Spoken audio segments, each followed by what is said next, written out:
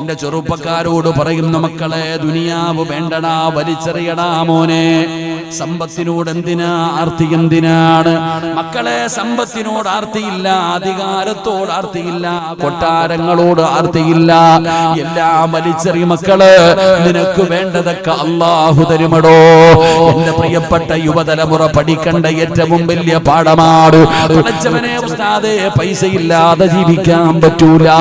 ഇന്നെല്ലാവരും പറയുന്ന വാക്കാണ്, പണമില്ലാതെ ജീവിക്കാൻ കഴിയില്ല.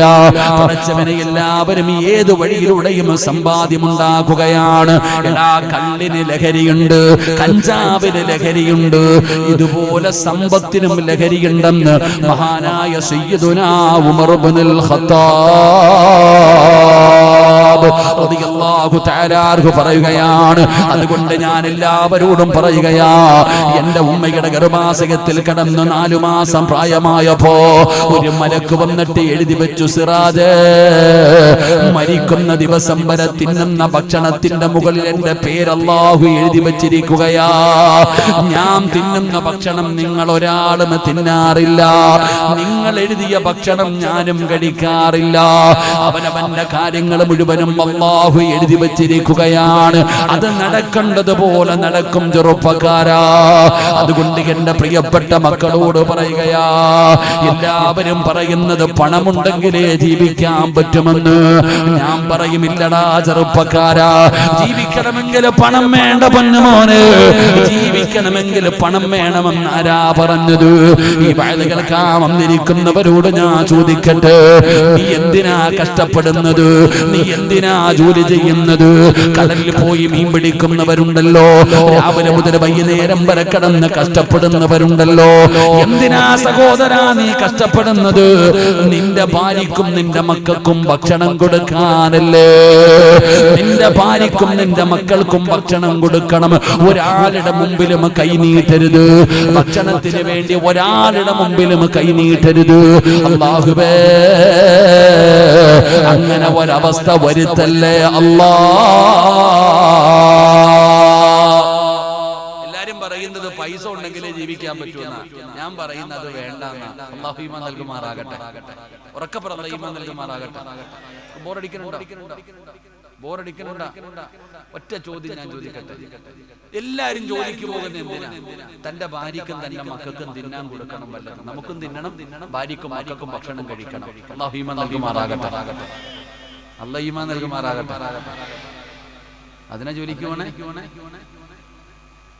അതിന് ജോലിക്ക് പോണോ? ഇവിടെ കഴിക്കാൻ ഭക്ഷണം വേണോ? കഴിക്കാൻ ഭക്ഷണം മതിയോ? നീ ജോലിക്ക് പോയി എത്ര ദിവസം നിനക്ക് ഭക്ഷണം കിട്ടും? എങ്കിൽ അല്ലാഹു പറയുകയാ, നിനക്ക് മരിക്കുന്ന കാലം വരെ തിന്നാനുള്ള ഭക്ഷണം ഞാൻ തരാം. ഒരു ദിവസമോ ഒരാഴ്ചയോ ഒരു മാസമോ ഒരു കൊല്ലമൊന്നുമല്ല, മരിക്കുന്ന കാലം വരെ നിന്റെ വീടിനകത്ത് തിന്നാനുള്ള ഭക്ഷണം ഞാൻ തരാം. അല്ലാഹു ഈമാൻ നൽകുമാറാകട്ടെ. ആര് തരാന്ന്? ആര് തരും? ഉറക്കപ്പുറ ആര് തരും? അല്ലാഹു പറയുന്നു, മരിക്കുന്ന കാലം വരെ ഈ ബങ്കരയിൽ ഏത് വീട്ടിൽ പട്ടിണി വന്നാലും നിന്റെ വീട്ടിൽ വരില്ല. ഈ നാട്ടിലെ ഏത് കോടീശ്വരന്റെ വീട്ടിൽ പട്ടിണി വന്നാലും മരിക്കുന്ന കാലം വരെ നിന്റെ വീട്ടിൽ തിന്നാനില്ലാത്ത ഒരു ദിവസം വരില്ല. മരിക്കുന്ന കാലം വരെ തിന്നാനുള്ള ഭക്ഷണം ഞാൻ തരും. നിനക്ക് മാത്രമല്ല, ഭാര്യക്കും തരാം, മക്കൾക്കും തരാം. അല്ലാഹു ഈമാൻ നൽകുമാറാകട്ടെ. അല്ലാഹ് എങ്ങനെ പറ്റിക്കോ? അല്ലാഹ് പറ്റിക്കോ? നിങ്ങൾ എന്റെ കൂടെ കൂട്. പറ്റിക്കോ? അല്ലാഹ് തരാന്ന് പറഞ്ഞാൽ തരുവോ? ഉറപ്പാ. എങ്കിൽ അല്ലാഹു പറയുന്നു, മരിക്കുന്ന കാലം വരെ തിന്നാനുള്ള ഭക്ഷണം ഞാൻ തരും. ഒറ്റ ഒരു കാര്യം ചെയ്താൽ മതി. പൈസ വല്ലതും കൊടുക്കണോ? കൈക്കൂലി വല്ലതും കൊടുക്കണോ? അല്ലാഹു പറയുന്നു, 5 നയ ചെറുപ്പക്കാർക്ക് വേണ്ടി ഞാൻ പറയുന്നത്. ഇന്നത്തെ പെണ്ണിനും ആണിനും ഞാൻ പറയണം, പൈസ ഉണ്ടെങ്കിലേ ജീവിക്കാൻ പറ്റൂ എന്ന് പറയുന്ന തലമുറയ്ക്ക് പഠിപ്പിച്ചിരുന്ന ഏറ്റവും വലിയ പാഠമാണ്. എടാ, അല്ലാഹു പറയുന്നു, നീ എനിക്ക് പൈസ തരണ്ട, നീ ഉറക്ക ഒഴിയണ്ട, നീ കഷ്ടപ്പെടണ്ട, നീ രാവ് ഇങ്ങനെ നടക്കണോ? അല്ലാഹു പറയുന്നു, മരിക്കുന്ന കാലം വരെ ഭക്ഷണം ഞാൻ തരാം. പക്ഷെ ഒറ്റ ഒരു നന്മ ചെയ്യണം. അല്ലാഹു ഭാഗ്യം തരുമാറാകട്ടെ. അള്ളാഹു ഭാഗ്യം തരുമാറാകട്ടെ. ഒരേ ഒരു നന്മ, പൈസ ചെലവില്ല, കഷ്ടപ്പാടില്ല, ഉറക്ക ഒഴിയണ്ട, ഒരു ബുദ്ധിമുട്ടുമില്ലാത്ത ഒറ്റ നന്മ ചെയ്ത മരിക്കുന്ന കാലം വരെ തിന്നാനുള്ള ഭക്ഷണം അള്ളാഹു തരും. അള്ളാഹു ഈമാൻ നൽകുമാറാകട്ടെ. അള്ളാഹു ഈമാൻ നൽകുമാറാകട്ടെ. എന്താ ചെയ്യണ്ടേ? ബിസ്മില്ലാഹിർ റഹ്മാനിർ റഹീം. വഅമുർ അഹ്ലക ബിസ്സലാത്തി വസ്തബിർ അലൈഹാ ലാ നസ്അലുക റിസ്ഖാ നഹ്നു നർസുഖുക. അല്ലാഹു പറയുകയാ, 5 നേരം പള്ളിയിൽ നിന്ന് ബാങ്ക് വിളിക്കുമ്പോ നീ നിസ്കരിച്ചാ മതി, മരിക്കുന്ന കാലം വരെ തിന്നാനുള്ള ഭക്ഷണം ഞാൻ തരാം. അല്ലാഹു ഈമാൻ നൽകുമാറാകട്ടെ. ഉറക്കപ്പറ. 5 നേരം അല്ലാഹുവിന്റെ പള്ളിയിൽ നിന്ന് ബാങ്ക് വിളിക്കുമ്പോ ആര് നിസ്കരിക്കുന്നുണ്ടോ ആ നിസ്കരിക്കുന്നവനും മരിക്കുന്ന കാലം വരെ തിന്നാനുള്ള ഭക്ഷണം അല്ലാഹു തരും. അല്ലാഹു ഈമാൻ നൽകുമാറാകട്ടെ. അല്ലാഹു ഈമാൻ നൽകുമാറാകട്ടെ. ഈ നാട്ടിൽ ഏറ്റവും നല്ല ഭക്ഷണം കഴിക്കുന്നത് ആരാ? ഇത് ബംഗര. ഈ ബംഗരയിൽ ഏറ്റവും നല്ല ഭക്ഷണം കഴിക്കണ ആരാ? നിങ്ങൾ എന്തോടെ ഇങ്ങനെ ഇരിക്കണേ? നിങ്ങളുടെ നാട്ടിൽ ഏറ്റവും നല്ല ഭക്ഷണം കഴിക്കുന്ന ആളാരാ? നിങ്ങളുടെ പള്ളിയിലെ ഖത്തീബ്. അല്ലാഹു ബർക്കത്ത് ചെയ്യുമാറാകട്ടെ.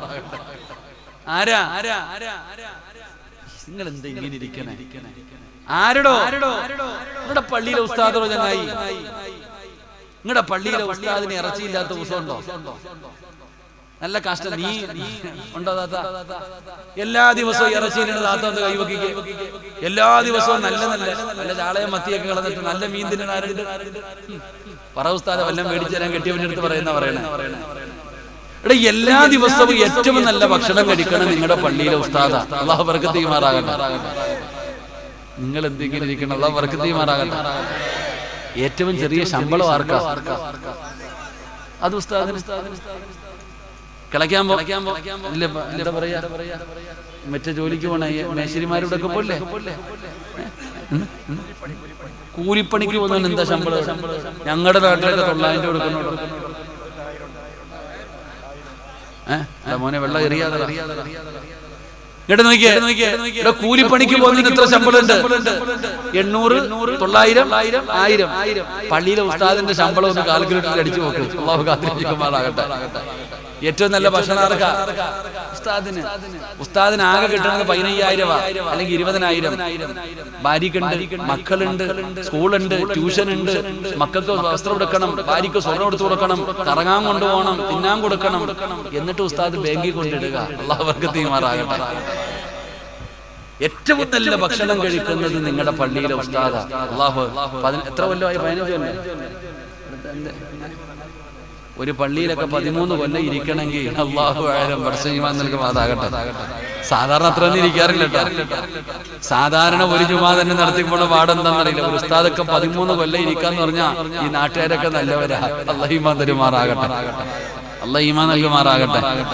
ഖൈറാകുന്ന കാലം വരെ ഖിദ്മത്ത് ചെയ്യാനുള്ള ഭാഗ്യം കൊടുക്കുമാറാകട്ടെ. എന്തുകൊണ്ടാണ് ഉസ്താദിന് ഭക്ഷണം അല്ലാഹു കൊടുക്കുന്നത്? നിങ്ങൾ ആര് പള്ളിയിൽ പോയില്ലെങ്കിലും ആ ചങ്ങാതി പള്ളിയിലുണ്ട്. അല്ലാഹു ഈമാൻ നൽകുമാറാകട്ടെ. അതുകൊണ്ട് നിങ്ങളെ പ്രസിഡന്റ് പോ, എല്ലാ ദിവസവും സെക്രട്ടറി പോ, നിങ്ങൾ ആര് പള്ളിയിൽ പോയില്ലെങ്കിൽ ഈ ചങ്ങാതി 5 നേരം പള്ളിയിലുണ്ട്. അയാൾ നിസ്കരിക്കുന്നത് കൊണ്ടാണ് അല്ലാഹു അദ്ദേഹത്തിന് ഏറ്റവും നല്ല ഭക്ഷണം കൊടുക്കുന്നത്. അല്ലാഹു ഈമാൻ നൽകുമാറാകട്ടെ.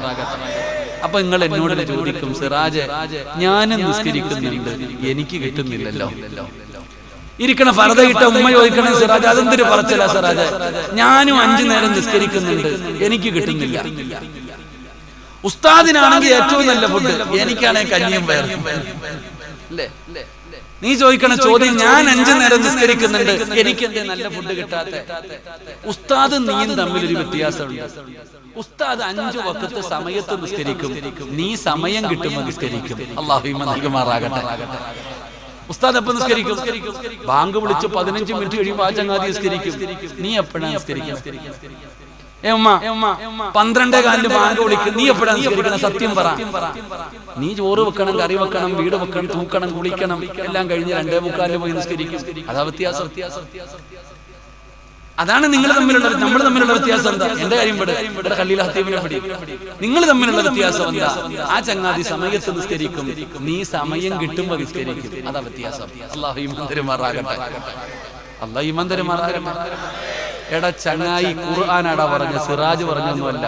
സൂറത്തു ത്വാഹ അല്ലാഹ് പറയുന്നു, നീ 5 നേരം നിസ്കരിക്കുമെങ്കിൽ മരിക്കുന്ന കാലം വരെ നീ നിന്റെ വാപ്പാനെ കുറിച്ച് ചിന്തിക്കും.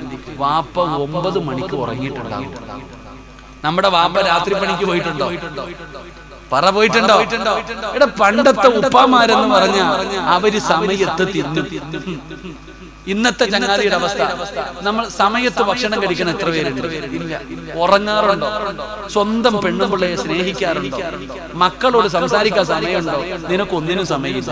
നീ രാവും പകലും ജോലി, എന്നിട്ട് നിനക്ക് വല്ലതുണ്ടോ? ഒന്നുമില്ല.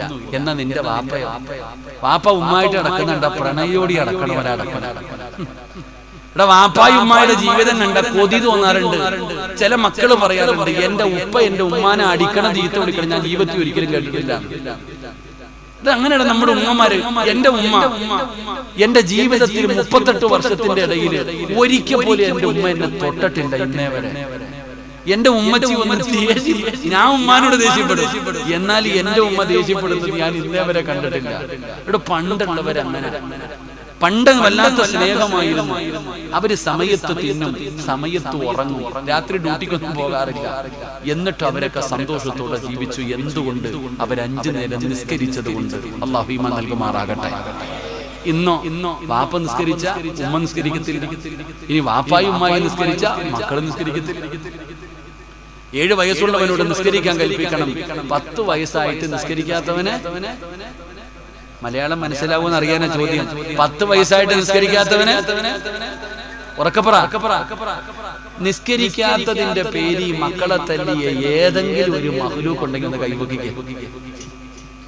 നിസ്കരിക്കാത്തതിന്റെ പേരിൽ മക്കളെ തല്ലിയ വാപ്പ ഒന്ന് കൈവക്കിക്കുക. ഒന്ന് കൈവക്കിക്കുക താത്താമാരെ. നിസ്കരിക്കാത്തതിന്റെ പേരിൽ മക്കളെ തല്ലിയ ഉമ്മ ആരാ? മൊബൈല് തരാത്തതിന്റെ പേരിൽ പട്ടിയെ തല്ലണ പോലെ തല്ലിയിട്ടുണ്ടല്ലേ? അതെങ്ങനെ തല്ലാനാ? ഇങ്ങോട്ട് നോക്കിക്കേ. നീ തല്ലാൻ പോയ മോൻ ഇങ്ങനെ നോക്കിയിട്ട് ചിരിക്കും. ഇതിനെന്നറിയോ? പണ്ടൊരുത്ത ഹജ്ജിന് പോയി, ജംറയിൽ പോയിട്ട് കല്ലെറിയ ഷെയ്ത്താനെ കല്ലെറിയുമ്പോ ഷെയ്ത്താൻ ചോദിക്കുന്നുണ്ട്, അളിയ നമ്മൾ തമ്മിൽ ഇത് വേണമെന്ന്. നീ എന്നെ എറിയുന്നോടാ. നിസ്കരിക്കാത്തതിന്റെ പേരിൽ മക്കളെ തല്ലുക. പള്ളി പോടാ. മോൻ വാപ്പാനോട് പറയുന്നുണ്ട്, മനസ്സിൽ പറയുന്നുണ്ട്, ആദ്യം നിങ്ങളൊന്ന് പള്ളിയിൽ പോ വാപ്പ, എന്നിട്ട് വാ എന്നെ തല്ല. ഉമ്മച്ചി ഇങ്ങനെ ടിവിയുടെ ഫ്രണ്ടിൽ ഇരിക്കുന്നുണ്ട്. മഗ്രിബ് കഴിഞ്ഞിട്ട് ഇവിടെ സീരിയലൊക്കെ ഉണ്ടോ? പിന്നെ ഇല്ലേ? ഇല്ല, ഒന്നുമില്ല. മഗ്രിബ് കഴിഞ്ഞ് അങ്ങനെ അങ്ങോട്ട് ഇരിക്കും. അപ്പഴാ ബാങ്ക് വിളിക്കണം. ഉടനെ ഉമ്മ വിളിക്കാം, മോളെ നിസ്കരിക്ക. ഞാനിവിടെ ഹജ്ജ് ചെയ്തോണ്ടിരിക്കുക, നീ നിസ്കരിക്കുക. അല്ലാഹു കാത്തിരക്ഷിക്കുമാറാകട്ടെ.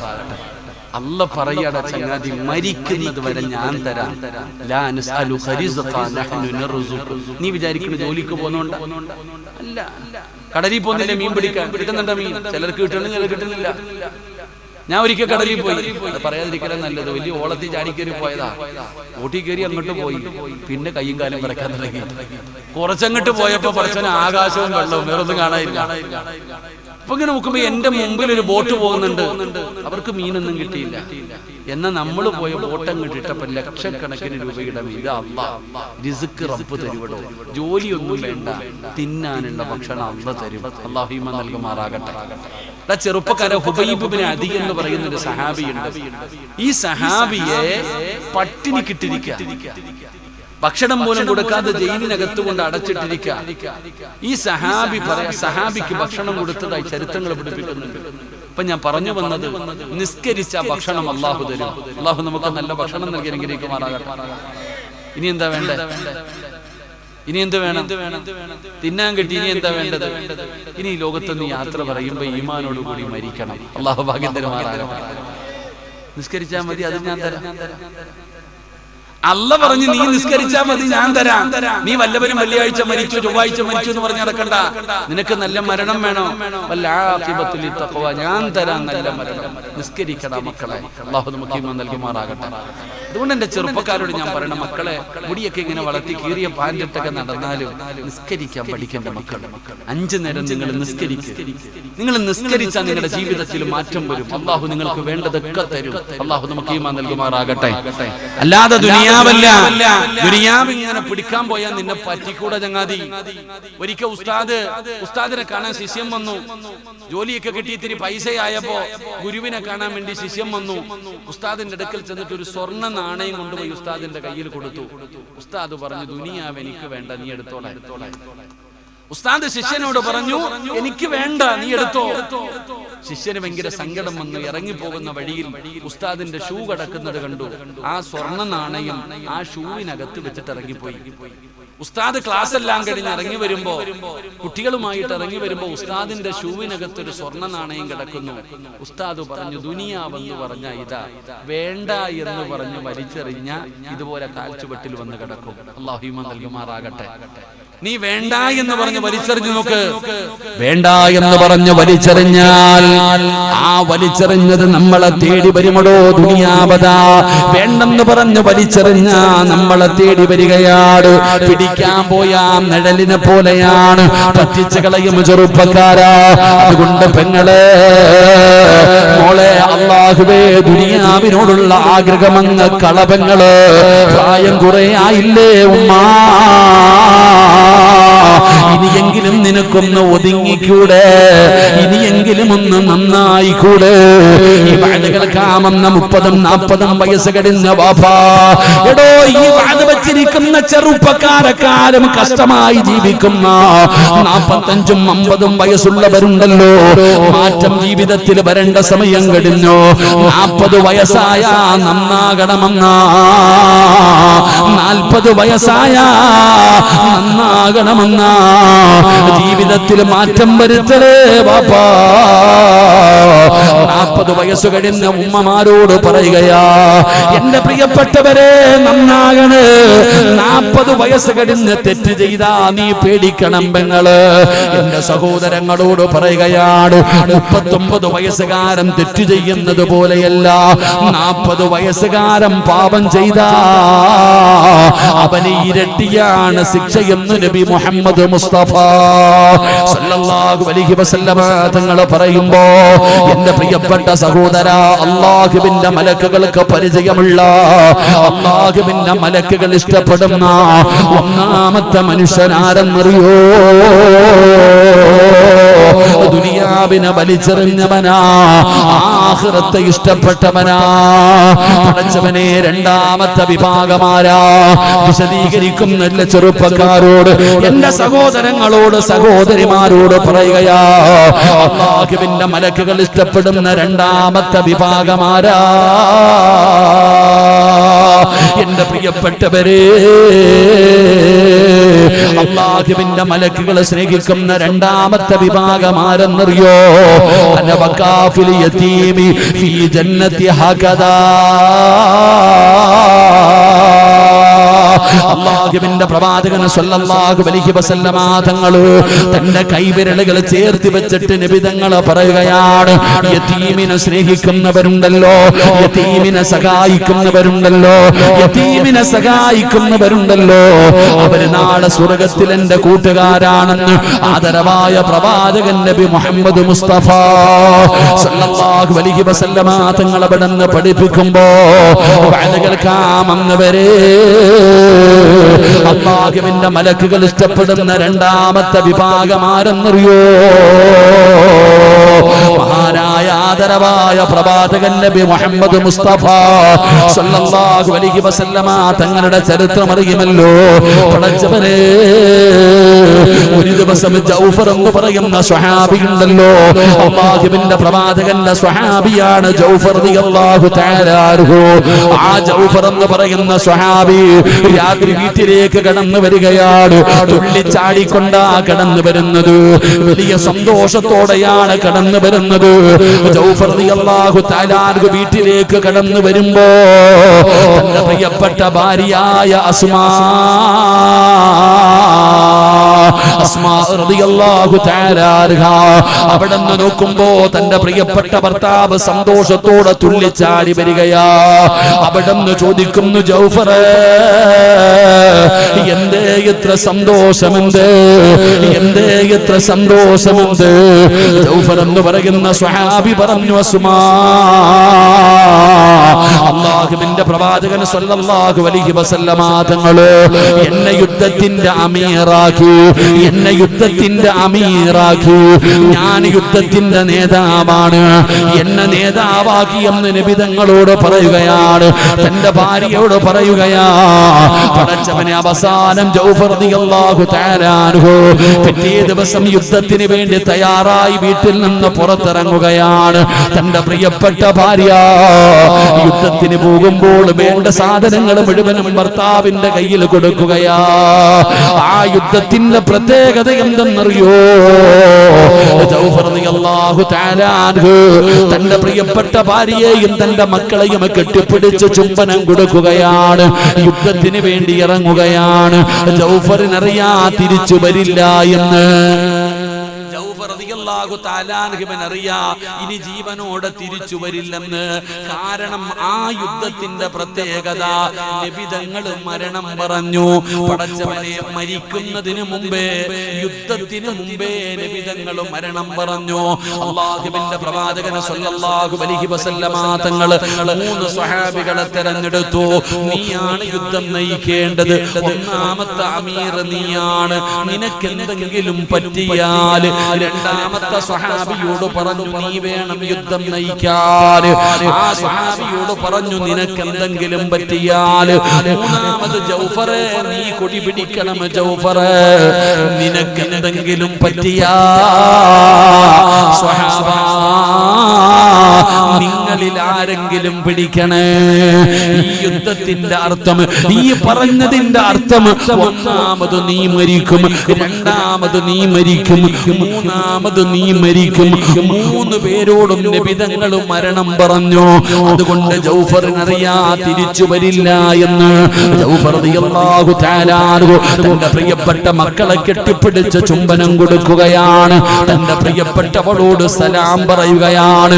ചെറുപ്പക്കാരാ, നിന്നെ പോലെ യുവത്വത്തിന്റെ നടുവിൽ ജീവിച്ച ഒരു ചെറുപ്പക്കാരന്റെ ചരിത്രമാടാ മോനെ നീ കാണിക്കുന്നത് എന്താണ്?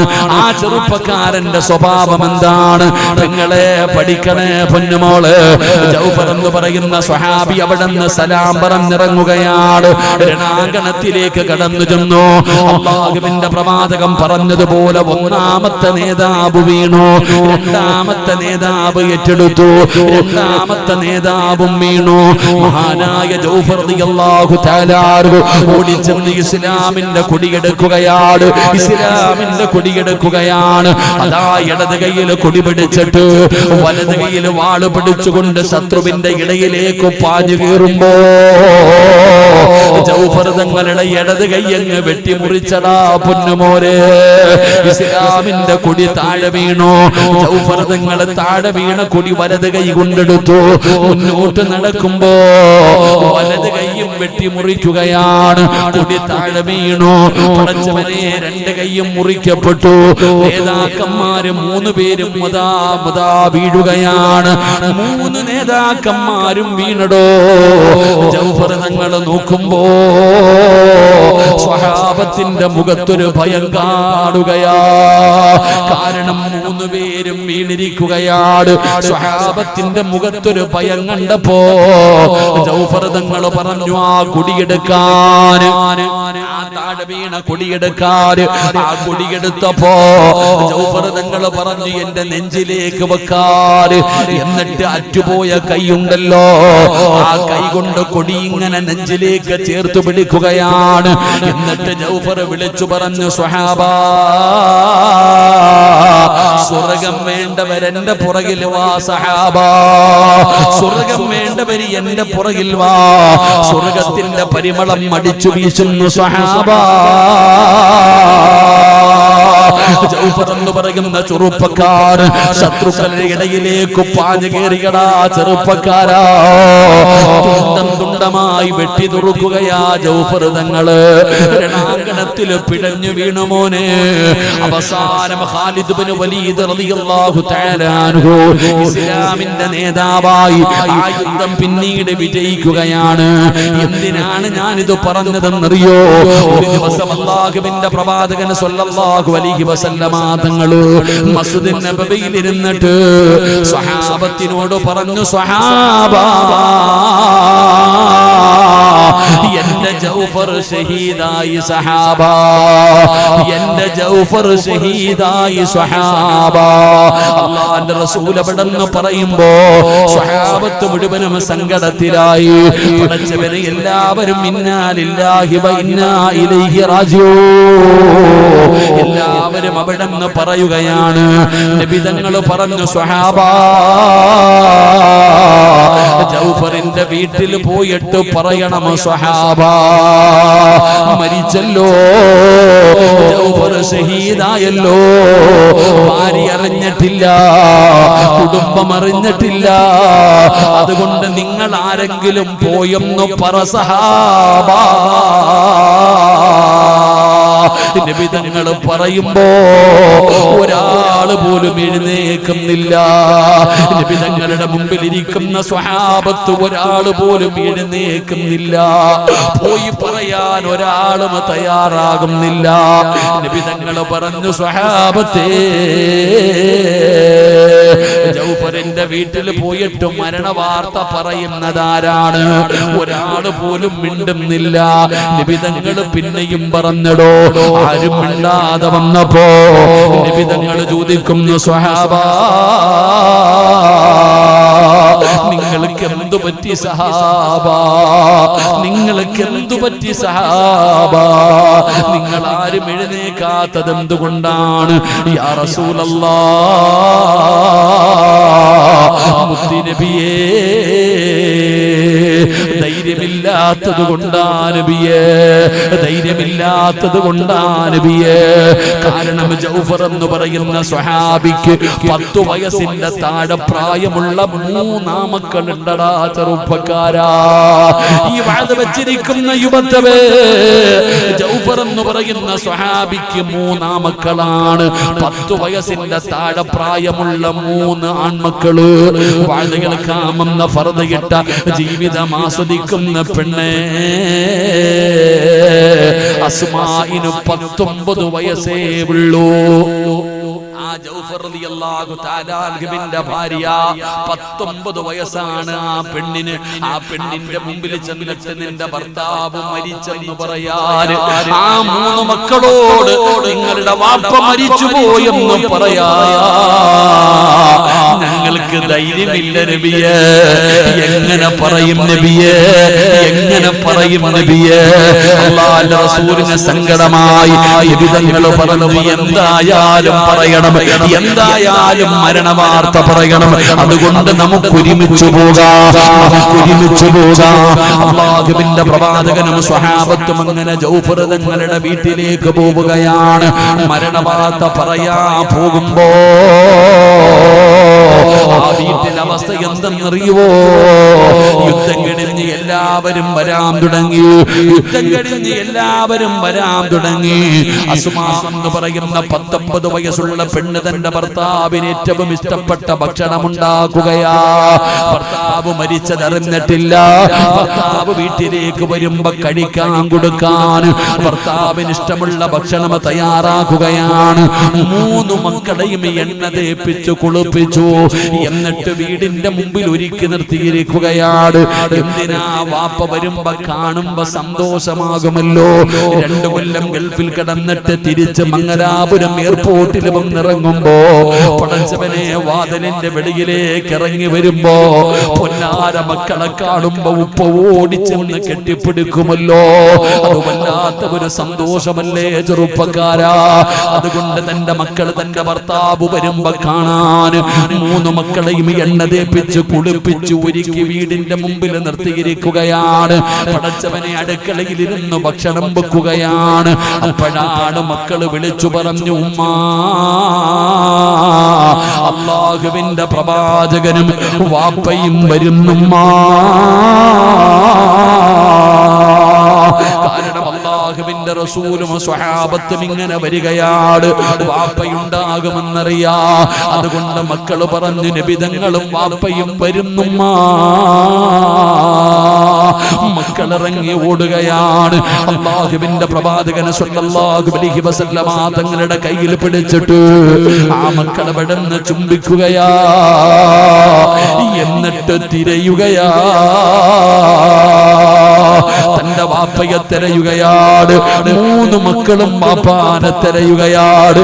വാപ്പാനെ കാണാതെ വന്നപ്പോ നബി തങ്ങളുടെ കൂടെ വന്നവരുടെ കൂട്ടത്തിൽ തന്റെ വാപ്പയെ കാണാതെ വന്നപ്പോ ജൗഫർ റളിയല്ലാഹു തആല അൻഹുവിന്റെ മകനുണ്ടല്ലോ, അല്ലാഹുവിന്റെ റസൂലിനോട് ചോദിക്കുന്നു, നബിയേ യാ റസൂലല്ലാഹ്, ഞങ്ങളുടെ വാപ്പ വന്നില്ലേ നബിയേ, ഞങ്ങളുടെ വാപ്പ വന്നില്ലേ നബിയേ. നബി തങ്ങളുടെ കയ്യിൽ പിടിച്ചുകൊണ്ട് 10 വയസ്സിന്റെ താഴെ പ്രായമുള്ള 3 പിഞ്ചുമക്കള് അവരുടെ വാപ്പാനെ കുറിച്ച് ചോദിക്കുമ്പോ നബി തങ്ങളുടെ കൈ വിറയ്ക്കുകയാ. അല്ലാഹുവിന്റെ റസൂലിന്റെ കണ്ടടങ്ങൾ നിറയുകയാണ്. നബി തങ്ങളുടെ കണ്ണ് നിറയുകയാണ്. അല്ലാഹുവിന്റെ പ്രവാചകന് ജൗഫറിന്റെ 3 മക്കളെ അങ്ങ് കെട്ടിപ്പിടിക്കുകയാണ്. നബി തങ്ങളെ വിടന്ന് ചുംബിക്കുകയാണ്. എന്റെ പ്രിയപ്പെട്ട ചെറുപ്പക്കാരാ, അല്ലാഹുവിന്റെ പ്രവാചകൻ പറഞ്ഞു, സ്വഹാബാ, എന്റെ ജൗഫറിന്റെ മക്കളെ ചുംബിക്ക് സ്വഹാബാ. നബി തങ്ങളെ വിടന്ന് പറയുമ്പോ സ്വഹാബത്ത് തിരക്ക് കൂട്ടുകയാണ്. ആ 3 മക്കളെ ഓരോരുത്തരും ഒന്ന് കെട്ടിപ്പിടിക്കുകയാ. അവര് ചുംബിക്കുകയാ, അവര് സ്നേഹിക്കുകയാ. എന്തുകൊണ്ടാണെന്നറിയോ? ഈ ചെറുപ്പക്കാരോട് പറയട്ടെ, ഇവിടെ ഒരുമിച്ച് കൂടി എന്റെ പ്രിയപ്പെട്ട യുവത്തവേ, നന്നാകണമെന്ന് ആഗ്രഹമുണ്ടോ മോരെ? എന്റെ ചെറുപ്പക്കാരോട് ചോദിക്കുകയാണ്, തെറ്റ് ചെയ്യാത്ത ആരുമില്ലടോ, പാപം ചെയ്യാത്ത ആരുമില്ലടോ. ഇവിടെ ഒരുമിച്ച് കൂടിയ വാഴ പറയുന്ന ഞാനാകട്ടെ നിങ്ങളാകട്ടെ എല്ലാവരും തെറ്റു ചെയ്തവരാണ്.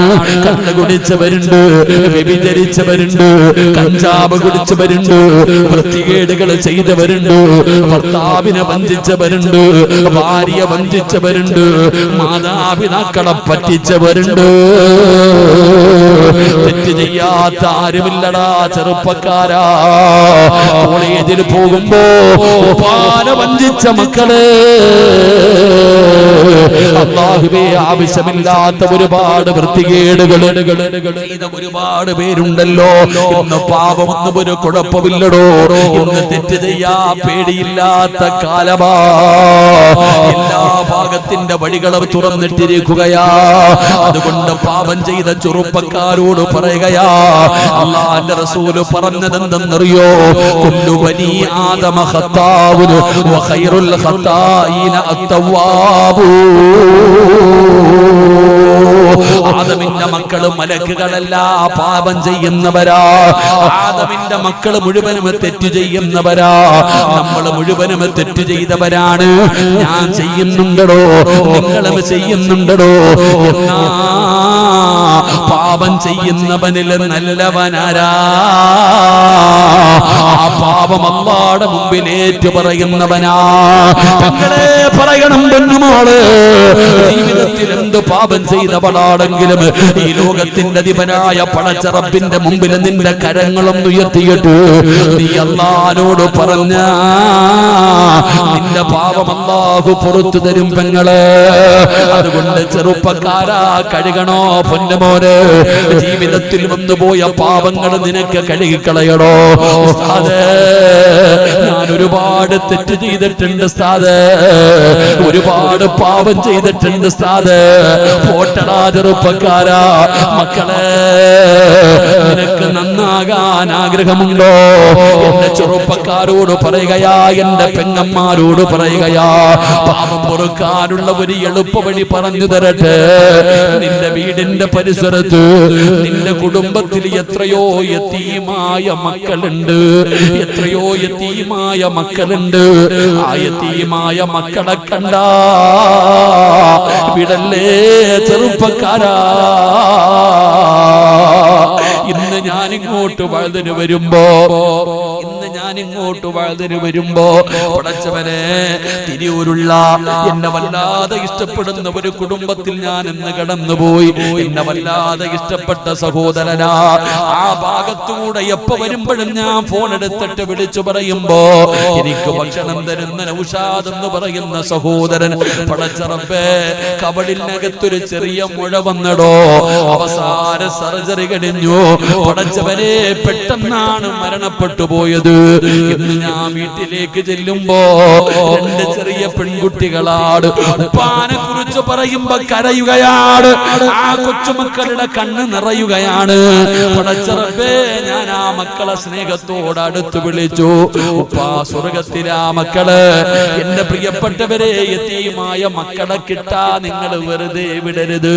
അല്ലാഹുവിന്റെ റസൂല് പറഞ്ഞത് എന്തെന്നറിയോ? യതീമിന്റെ തലയിൽ കൈവക്കടാ ചെറുപ്പക്കാരാ. യതീമായ മക്കളുടെ തലയിൽ കൈവക്കടാ ചെറുപ്പക്കാരാ. എന്റെ സഹോദരിമാരെ, യതീമായ മക്കളെ കണ്ടാ അവരുടെ തലയിൽ കൈവച്ച് തലോടണേ, അവരുടെ തലയിൽ കൈവച്ച് തടകണേ. എത്ര രോമം നിന്റെ കയ്യിൽ തൊടുന്നുണ്ടോ അത്രയും പാപം അല്ലാഹു പുറത്തു തരുമെന്ന് ആദരവായ പ്രവാചകൻ നബി മുഹമ്മദ് മുസ്തഫ സല്ലല്ലാഹു അലൈഹി വസല്ലമ തങ്ങൾ പറയുകയാണ്, യതീമായ മക്കളുടെ തലയിൽ കൈവച്ചിട്ട് ഇങ്ങനെ തടകണം. ആ രോമങ്ങൾ നിന്റെ പാപം പൊറുപ്പിക്കുന്നതാണ്.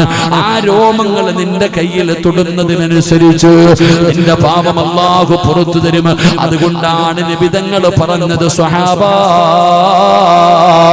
എന്റെ ജൗഫറിന്റെ മക്കളെ ചുംബിക്ക് സ്വഹാബാ. സ്വഹാബത്ത് അവിടുന്ന് ചുംബിക്കുകയാണ്. ആ മക്കളെ കെട്ടിപ്പിടിക്കുകയാണ്. ആ മക്കളുടെ തലയിൽ കൈവച്ച് തടകുകയാണ്. 19 വയസ്സുള്ള അസ്മാ എന്ന് പറയുന്ന പെണ്ണീ രംഗം ഇങ്ങനെ കാണുകയാണ്. അസ്മായിന് മനസ്സിലായടോ, അല്ലാഹുവേ, തന്റെ ഭർത്താവിന്റെ കാര്യം അവിടുന്ന് മനസ്സിലാവുകയാണ്. അല്ലാഹുവിന്റെ പ്രവാചകൻ വിളിച്ചു പറഞ്ഞു, അസ്മാ, നിന്റെ ഭർത്താവ് ജൗഫർ ഷഹീദായി. അസ്മാ, നിന്റെ ഭർത്താവ് ഷഹീദായ അസ്മാ. എല്ലാവരും നിശബ്ദരായി കാത്തു നിൽക്കുകയാണ്. ആ 19 വയസ്സുകാരിയുടെ പ്രതികരണം എന്തെന്നറിയാ? നിലവിളിയില്ല, അട്ടഹാസമില്ല, പിടഞ്ഞ് താഴെ വീഴുന്നില്ല. അസ്മാ എന്ന് പറയുന്ന പെണ്ണിനോട് നബി തങ്ങൾ, നിന്റെ ഭർത്താവ് മരണപ്പെട്ടു, നിന്റെ ഭർത്താവ് ഷഹീദായി എന്ന് അല്ലാഹുവിന്റെ റസൂൽ അവിടുന്ന് വിളിച്ചു പറയുമ്പോ ആ പെണ്ണിന്റെ പരിശോധന എന്തെന്നറിയോ? ആ പെണ്ണിന്റെ മറുപടി എന്തെന്നറിയോ? യാ റസൂലല്ലാഹ്, മുത്തുനബിയേ, എനിക്കൊരേ ഒരു കാര്യം അറിയണം നബിയേ. അല്ലാഹുവിന്റെ റസൂലിനോട് ഒരു 19 വയസ്സുകാരി 3 മക്കളുള്ള ഒരു പെണ്ണ്, 10 വയസ്സിന്റെ താഴെ പ്രായമുള്ള 3 മക്കളുടെ ഉമ്മയായ ഒരു പെണ്ണിനോട് നിന്റെ ഭർത്താവ് മരണപ്പെട്ടു എന്ന് പറയുമ്പോ ആ പെണ്ണിന്റെ ചോദ്യം എന്തെന്നറിയോ? യാ റസൂലല്ലാഹ്, ഒരേ ഒരു കാര്യം അറിയണം നബിയേ. എല്ലാവരും അത്ഭുതപ്പെടുകയാണ്, എല്ലാവരും അത്ഭുതപ്പെടുകയാണ്. പെങ്ങളെ, സീരിയലിന്റെ കഥയല്ല പറയുന്നത്, സിനിമാ കഥയല്ല പറയുന്നത്. നിന്നെ പോലെ പച്ചയിറച്ചിയും വികാരവും വിചാരവുമുള്ള ശരീരത്തിലൂടെ രക്തമൊഴുകുന്ന ഒരു പെണ്ണിന്റെ ചരിത്രമാണ് പറയുന്നത്. അസ്മാ എന്ന് പറയുന്ന പെണ്ണിനോട് അല്ലാഹുവിന്റെ റസൂൽ ചോദിക്കുന്നു, അസ്മാ, എന്തേ അസ്മാ ചോദിക്കാനുള്ളത്? എന്തേ അസ്മാ? യാ റസൂലല്ലാഹ്, എന്റെ ജൗഫർ മരിച്ചത് നോമ്പുകാരനായിട്ടാണോ? എന്റെ എന്റെ ഭർത്താവ് മരിച്ചത് നോമ്പുകാരനായിട്ടാണോ? അള്ളാഹുവിന്റെ പ്രവാചകൻ സല്ലല്ലാഹു അലൈഹി വസല്ലമ തങ്ങൾ അവിടുന്ന് ചോദിച്ചു, എന്തു പറ്റി അസ്മാ എന്റെ പ്രിയപ്പെട്ട പെങ്ങളെ? കല്യാണം കഴിഞ്ഞ് ഭാര്യയും ഭർത്താവും കൂടെ മണിയറയ്ക്ക് കത്തിരുന്നപ്പോ ഭാര്യയും ഭർത്താവും കൂടെ മണിയറയ്ക്ക് കത്തിരുന്നപ്പോ അസ്മാഇന്റെ മടിയിലെ ജൗഫർ കിടക്കുന്നുണ്ട്. അസ്മാ എന്ന പെണ്ണിന്റെ മടിയിലെ ജൗഫർ റളിയല്ലാഹു തആല അൻഹു കിടക്കുന്നുണ്ട്. കയ്യിൽ പിടിച്ചിട്ട് പറഞ്ഞു, അസ്മാ എന്റെ ജീവിതത്തിൽ ഏറ്റവും വലിയ ഒരു മോഹമുണ്ട് അസ്മാ. മരിക്കുമ്പോ നോമ്പുകാരനായിട്ട് മരിക്കണം, മരിക്കുമ്പോ നോമ്പുകാരനായിട്ട് മരിക്കണം, എന്നിട്ട് അല്ലാഹുവിന്റെ മുമ്പിൽ പോയിരുന്ന് നോമ്പ് മുറിക്കണം. മരിക്കുമ്പോ നോമ്പുകാരനായി മരിച്ച് അല്ലാഹുവിന്റെ മുമ്പിൽ ചെന്നിട്ട് എനിക്ക് നോമ്പ് മുറിക്കാൻ ആഗ്രഹമുണ്ട്. അതുകൊണ്ട് നീ എനിക്ക് വേണ്ടി എപ്പോഴും ദുആ ചെയ്യണം, നീ എനിക്ക് എപ്പോഴും ദുആ ചെയ്യണം. അല്ലാഹുവേ എന്റെ ഭർത്താവിനെ നോമ്പുകാരനാക്കി മരിപ്പിക്കണേ അല്ലാഹ്. ഒരു ചെറുപ്പക്കാരന്റെ ആഗ്രഹമാണ്. അസ്മാ പറഞ്ഞു, ഞാൻ ദുആ ചെയ്യാം. ഇപ്പൊ ദുആ ചെയ്യ അസ്മാ. തന്റെ ഭർത്താവ് മടിയിൽ കിടക്കുമ്പോ അസ്മാ എന്ന് പറയുന്ന ഭാര്യ ദുആ ചെയ്തു, എന്റെ ഭർത്താവിനെ നോമ്പുകാരനാക്കി മരിപ്പിക്കണേ അല്ലാഹ്. നബി തങ്ങൾ ചോദിച്ചു, സഹാബ എങ്ങനെയായിരുന്നു എന്റെ ജൗഫറിന്റെ മരണം? യാ റസൂലല്ലാഹ്, ശരീരം മുഴുവനും തുണ്ടം തുണ്ടമായി വെട്ടി നുറുക്കി കൈകാലുകളില്ലാതെ മരണത്തോട് മല്ലടിച്ചുകൊണ്ട് കിടക്കുമ്പോ വെള്ളവുമായിട്ട് ഓടിച്ചെന്നു നബിയേ, വെള്ളവുമായിട്ട് ഓടിച്ചെന്നു നബിയേ. കൈകളില്ലാതെ കാലുകളില്ലാതെ ശരീരം മുഴുവനും വെട്ടുകൊണ്ട് മരണത്തോട് മല്ലടിക്കുമ്പോ പടച്ചവനെ വായിലേക്ക് വെള്ളം ഒഴിച്ചു കൊടുക്കാൻ നോക്കുമ്പോ ജൗഫർ തങ്ങള് വിളിച്ചു പറഞ്ഞു, വേണ്ട സഹാബാ, എനിക്കിന്ന് നോമ്പാ, എനിക്കിന്ന് സുന്നത്ത് നോമ്പാ.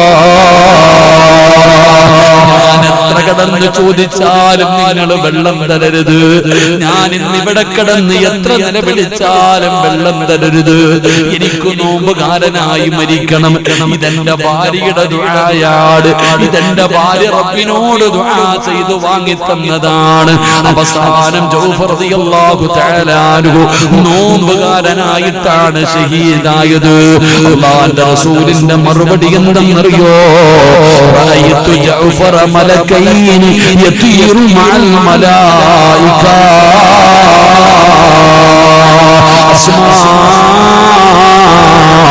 നിന്റെ ഭർത്താവ് മലക്കുകളെ പോലെ പറക്കുന്നു അസ്മാ.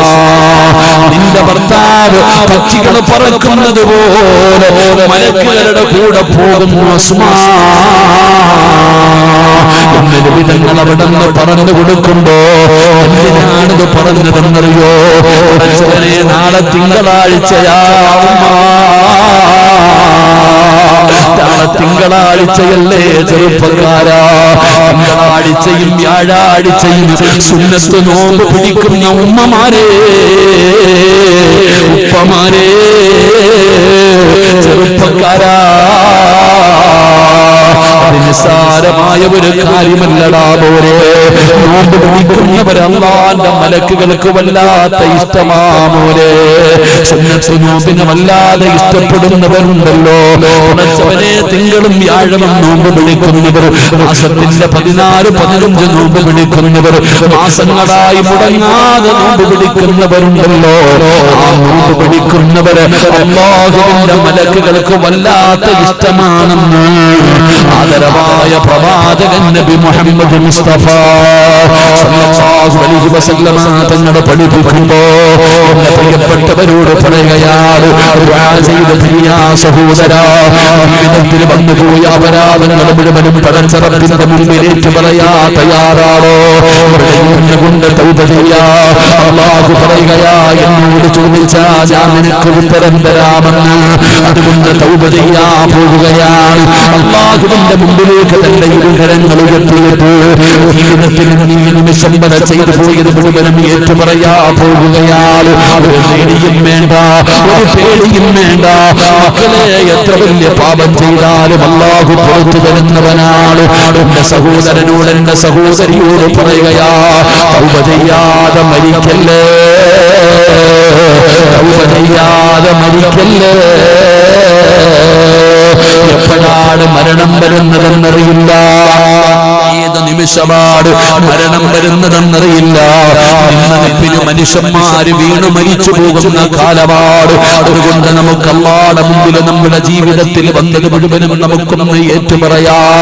റബ്ബിന്റെ മുമ്പിലൊന്ന് തൗബ ചെയ്തുകൂടെ, അല്ലാഹുവിന്റെ മുമ്പിലൊന്ന് പറഞ്ഞുകൂടെ. വെറുതെ കിടന്ന് നിലവിളിച്ചിട്ട് കാര്യമില്ല. അല്ലാഹുവിന്റെ മുമ്പിൽ പറയേണ്ടതുപോലെ പറയണം ചെറുപ്പക്കാരാ. ചുമ്മാതെ കിടന്ന് ശോകാടിച്ചിട്ട് കാര്യമില്ല. പിന്നെ പറയേണ്ടത് എങ്ങനെന്നറിയോ? പൊറുക്കന്റെ പാപമാ സയ്യിദീ വെറുക്കാതെ, പൊറുക്കുന്നവനാ നീയല്ലാതെ. ഇഹലോക ആർഭാടങ്ങളെന്ന വലച്ചതാ, നഫ്സന്ന ഉന്തി തെല്ലെ വിട്ടു ചാദിച്ചതാ. അല്ലാതെ ധിക്കരിച്ചല്ല റബ്ബേ നിന്നെ, അതുകൊണ്ട് ആട്ടരുതിലാഹേ എന്നെ. എത്ര വലിയ പാപം ചെയ്താലും അല്ലാഹുവിന്റെ മുമ്പിൽ എണ്ണി എണ്ണി പറയണം, അല്ലാ, ഞാൻ കണ്ടുപിടിച്ചിട്ടുണ്ട് പടച്ചവനെ, ഞാൻ വ്യഭിചരിച്ചിട്ടുണ്ട് പടച്ചവനെ, ഞാൻ നിസ്കരിച്ചിട്ടില്ല പടച്ചവനെ, എന്റെ കയ്യിൽ പല പിഴവുകളും പറ്റിപ്പോയി പടച്ചവനെ, എല്ലാം സമ്മതിച്ചു, എല്ലാം ഞാൻ സമ്മതിച്ചു, ഇനി ഒരിക്കലും ചെയ്യില്ല അല്ലാ. അല്ലാഹുവിന്റെ മുമ്പിൽ പറയേണ്ടത് പോലെ എണ്ണി എണ്ണി പറഞ്ഞിട്ട് തൗബ ചെയ്ത് പിരിയാം. അല്ലാഹു നമുക്ക് ഭാഗ്യം തരുമാറാകട്ടെ. അല്ലാഹു നമ്മുടെ പാപങ്ങൾ മുഴുവനും അല്ലാഹു പുറത്തു തരുമാറാകട്ടെ. അതുകൊണ്ട് സഹോദരങ്ങളെ, എപ്പോ എവിടെ വെച്ചാ മരണം വരണമെന്ന് അറിയില്ല. ഏത് നിമിഷവും മരണം നമ്മളെ തേടി വരാം. ചിരിയും കളിയും ഒക്കെ മാറുപടാ ചെറുപ്പക്കാരാ. ഇടിത്തി വീഴുന്നത് പോലെ മരണം വരുവടാ മക്കളെ. ഒരൊറ്റ ഒന്നും ചെയ്യാൻ കഴിയില്ല. അല്ലാഹു നമ്മുടെ മരണം നന്നാക്കി തരുമാറാകട്ടെ.